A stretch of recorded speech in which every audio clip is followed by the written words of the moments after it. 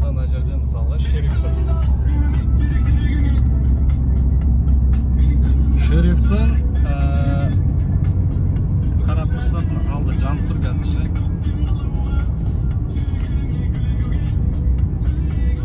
Алды жанып тұр қазір. Арты өшіп тұр қазір мысалы.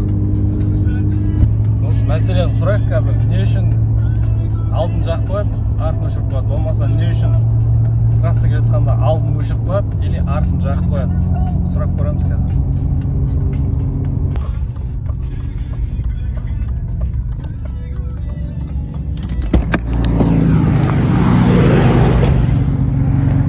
Ассалаумалейкум. Видеоға түсіріп алдым, ескертіп қойын. Сұрақ бар еді да сіздерге ше? Мысалы, арты неге жанбай тұр, алды неге жанып тұр да, мысалы, анақтан келген машина сіздердің тұрғандарыңыз білмейді ғой. Осындайға түсімде мен ше 2 рет попад ететін да, сол үшін сұрап жатқанымды біліп алайын деп ше. Чтоб халық та білсін. Соның жауабын білсем болды. Жанып тұрғанда күндізгі мезгіл қазір. Иә. Күндізгі мезгілде бізде жанып тұрған жоқ па алыстан? Арты жанып тұр, нақты айтқан машина қазір сіздердің мигалкаңызды көрмейді ғой. Қазір жылдамдық өлшеп тұрған жоқ бұл бірінші. Уағалейкумассалам. Жылдамдық өлшеп тұрған. Жоқ, негізі екі жағы да жану керек емес па? Просто мен 2 рет түсімде ана тақап келе жатыр да алдын өшіріп қойған, артын жақып қойған да ол кезде. Қазір бұл қосып тұрған жоқ. Жоқ, алды қосылып тұр ғой енді. Алды қосып тұр ya? Арты қосылып тұрған жоқ. Жылдамдық өлшеп тұрған жоқ. Өлшеп тұрған жоқ. Жоқ, мәселен Сен келіңші, қосылсын, қосылмасынша просто екі жағы да жанып тұру керек, халық білу керек қой, чтобы мынада гаи тұрғанын ше, мысалы. Жалпы ше бұл былай ғой, есімі Наурызбай деді ғой. иә. Есімі Нұржан болады.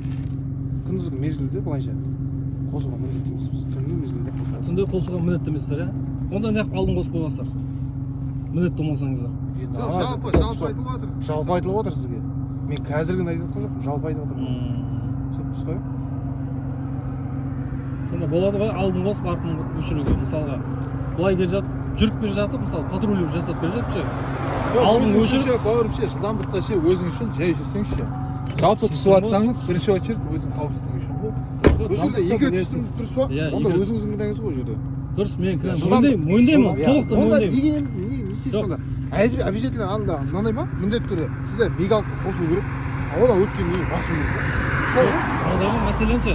Бауыр, өзің үшін ғой. Дұрыс, мойындаймын. Жылдамдық біліп жатсың, жан-жақта қазіргі таңда қар жауып жатыр, басқа жатыр. Оның алдында қазір мезгілде қаншама адам өмірге кетіп жатыр. мойындаймын, одан қашып тұрған жоқпын мен.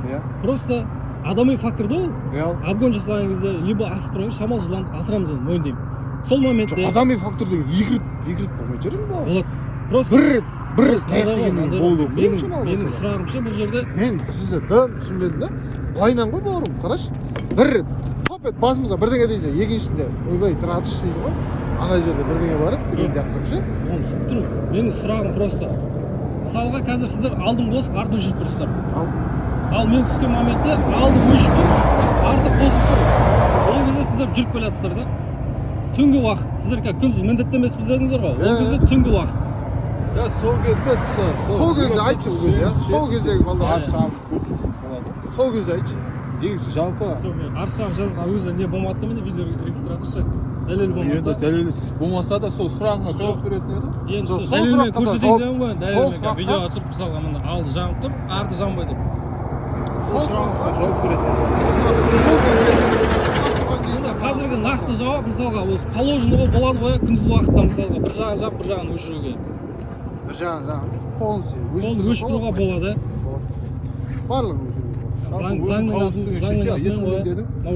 Наурызбай. Өзің қауіпсіздігі үшін жай жүрсеңші. Қандай жағдайлар болады? Жоқ, одан претензия жоқ. Мен кінәм болса мойындаймын. Шырайым төлеп алдым ше. Просто менің претензиям осының жауабын білу ғой, мысалы. Короче, жауап болады өшіруге. Болды, жақсы, рахмет.